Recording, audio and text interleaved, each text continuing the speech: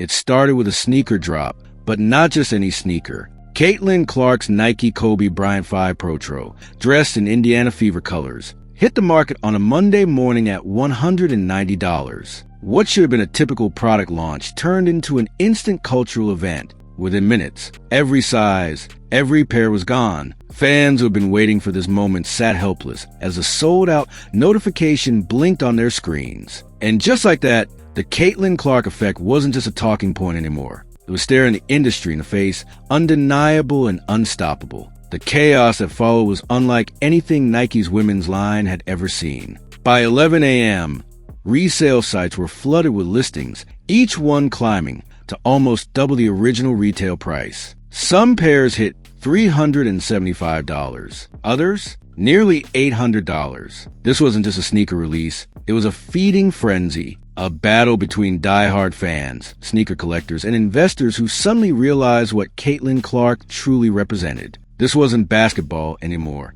This was economics. And the message was crystal clear. Clark had become the rare athlete who moved markets. What fueled this mania wasn't just a colorway. It was timing. Nike had been criticized for months for not moving fast enough with Caitlin Clark, but on that Monday morning, they silenced every critic. They unleashed a storm. Fans who camped outside stores, lined up around the block, and hit refresh on their screens weren't just buying shoes. They were buying into a moment, a piece of history. And that made every pair feel less like footwear and more like a lottery ticket, stamped with Caitlin Clark's rising legend. But even this chaos was only the prelude. The true bombshell dropped hours later, when Nike unveiled the crown jewel of its partnership with Clark, her very own signature logo. It wasn't leaked. It wasn't rumored. It came directly from Nike and Clark herself, with the cameras rolling and the anticipation at its peak. The interlocking CC flashed across screens, sleek, bold, and deliberate.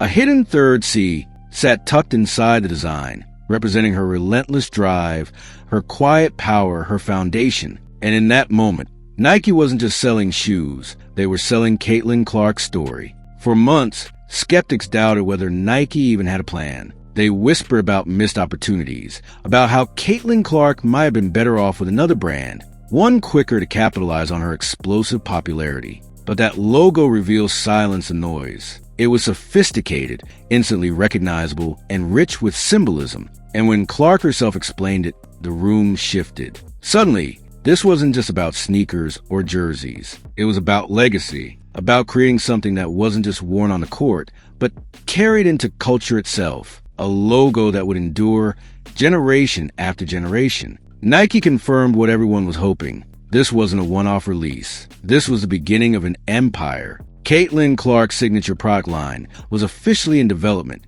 with the first signature sneaker set to drop in 2026. And Nike wasn't rushing it. They weren't cutting corners. They committed to a full 2-year development cycle, treating Clark not as a quick cash grab, but as a long-term cornerstone. Her name, her logo, her brand. It was going to be crafted with the same precision given to icons like Jordan, Kobe, and LeBron. That alone changed everything. When Caitlin Clark sat down in front of the cameras, her excitement radiated. She wasn't just unveiling a logo, she was announcing a movement. Fans immediately flooded Nike's website, desperate to pre-order merch with her new CC design. But just like the sneakers, the demand far outweighed supply. T-shirts vanished in hours. Hoodies were impossible to find. Fans posted screenshots of sold-out pages across social media, each one further proof of Clark's commercial dominance. Nike had turned what was supposed to be a quiet rollout into a spectacle that shook both the sports and business worlds. The financial impact was immediate.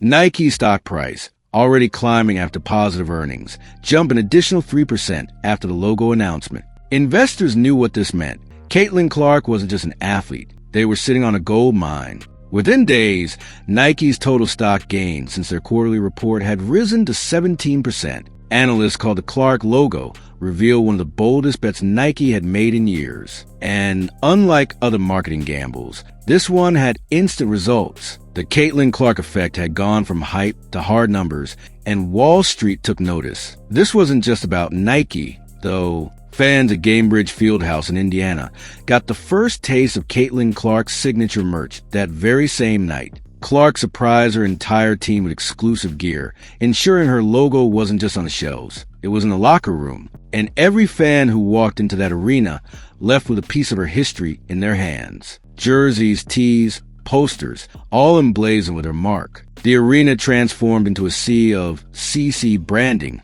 making one thing clear. Caitlin Clark wasn't just playing for the Fever. She was rewriting basketball culture. Industry experts began making projections that sounded more like science fiction than business forecasts. Sneaker insiders predicted that Clark's signature shoe in 2026 could generate anywhere from $100 million to $150 million in annual sales. That number would put her line among the top 5 basketball sneaker franchises of all time across both the NBA and WNBA. Only Jordan, LeBron, and a handful of others have ever commanded numbers that large. For Caitlin Clark to be mentioned in that conversation, before a shoe even exists, was proof of her once-in-a-generation market power. But Caitlin Clark isn't just selling sneakers. She's selling belief. In 2024, she was responsible for 26.5% of all WNBA economic activity. Think about that for a moment. One rookie carried more than a quarter of an entire league's financial engine. And in 2025, that number is projected to climb to a staggering $1 billion in total league impact. Her effect on ticket sales, jersey sales, sponsorships, and television ratings has already redefined what's possible in women's sports. The league isn't just surviving because of Caitlin Clark. It's thriving, and thriving at levels never seen before. Her Indiana Fever jersey sales prove it. In 2024, Clark's jersey wasn't just a best-selling item in the WNBA. It ranked as the second best-selling basketball jersey in the world, across both the NBA and WNBA, only behind Stephen Curry. Her jersey sales surged by over 1,100% in a single year. That's not just growth, it's domination. And as 2025 unfolded, Clark continued to hold the crown, remaining the top-selling WNBA player, while helping push overall league merchandise sales up by 500%. One player, one rookie, and the numbers are still climbing higher. The resale market told its own story.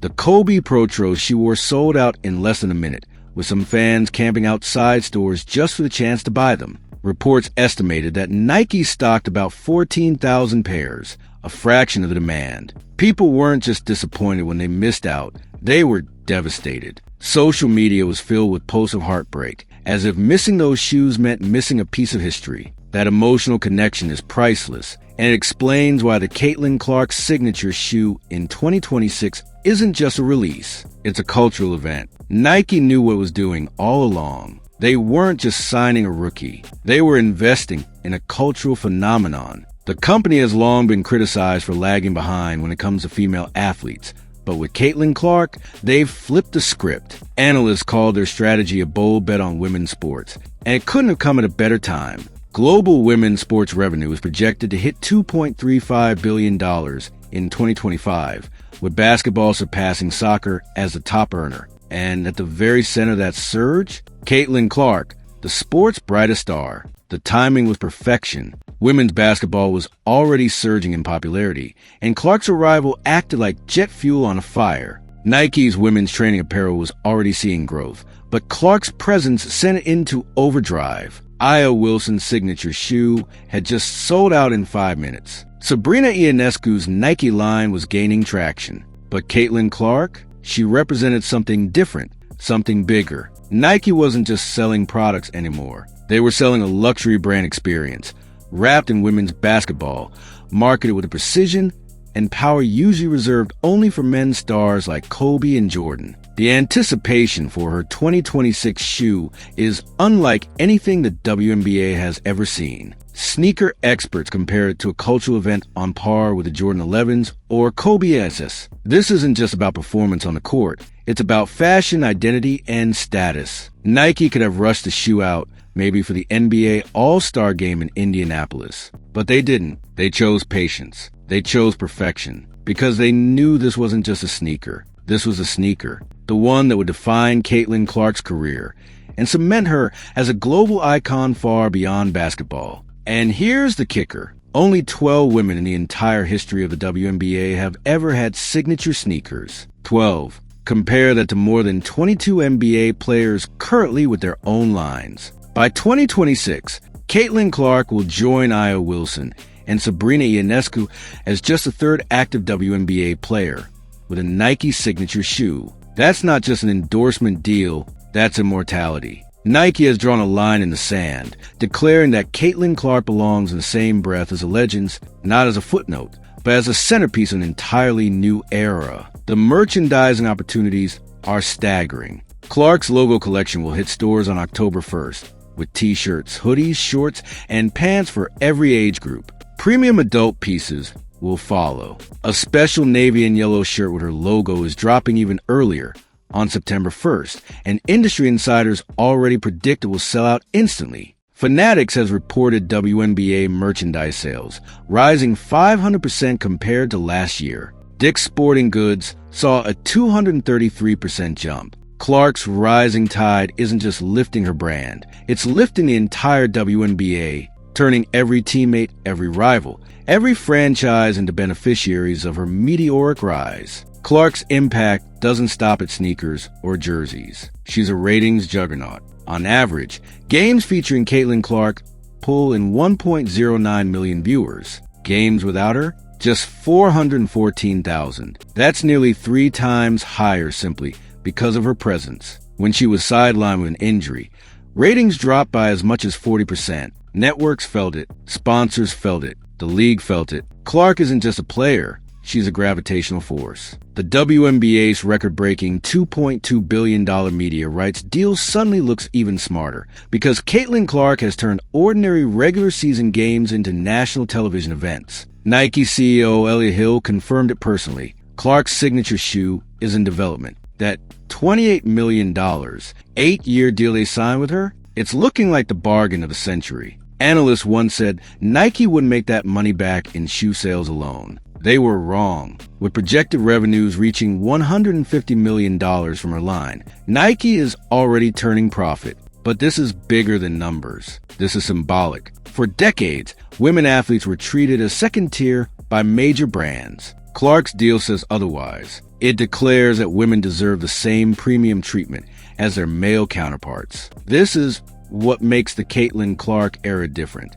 It's not just about her dominance on the court. It's about the cultural shift she represents. She's changed the perception of women's sports from afterthought to premium entertainment. Her partnership with Nike is more than marketing. It's validation. A message to fan investors and skeptics alike. Women's basketball is here, and it's here to stay. Every time Clark takes the court, every time she unveils a new product, she isn't just playing a game. She's rewriting the rules of an entire industry. With Nike riding shotgun, critics can complain all they want. They can whine about overexposure, about Clark overshadowing other players, about the WNBA putting too many eggs in one basket. But numbers don't lie. The Caitlin Clark logo sold out. Her Kobe sneakers crash websites. Her jersey outsells nearly everyone in the NBA. The league's ratings triple when she plays. These aren't opinions. These are facts. The market has spoken louder than the critics ever could.